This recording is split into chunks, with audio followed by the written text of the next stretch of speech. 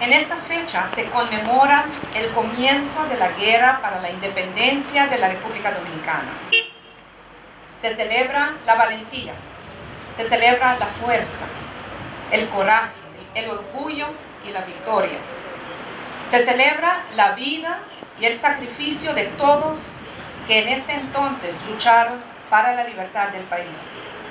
Sacrificio máximo de Juan Pablo Duarte, que fue uno de los padres de la patria y fundadores de la República Dominicana.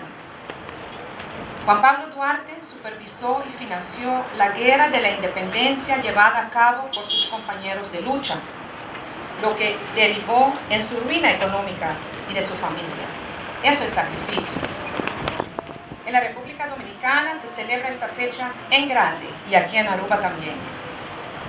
En Aruba nos identificamos mucho en una lucha similar al suyo. Y con esta celebración vienen también momentos de reflexión.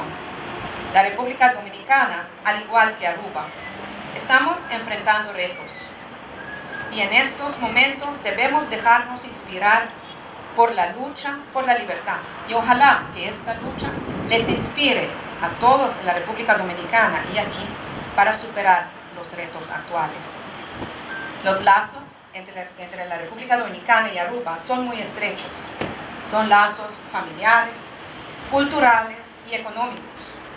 Para varios de nosotros, salir a bailar una noche significa bailar merengue o bachata. O mejor dicho, si salimos a bailar y no hemos bailado merengue o bachata, es como si uno no ha ido a bailar. En la República Dominicana, para ser más exacto, en Santo Domingo Este, la antigua calle 20 del sector Alma Rosa 2 fue dedicado a Petico Cruz, un héroe arubiano que nosotros consideramos el libertador de Aruba. Después de la República Dominicana siguieron dedicatorias a Petico Cruz en Aruba y en Bonaire. Y eso es muestra palpable del respeto y el aprecio mutuo entre los líderes de Aruba y de la República Dominicana. Y por eso el hecho que la comunidad dominicana también tenga una plaza para conmemorar al héroe de su país tiene significado relevante.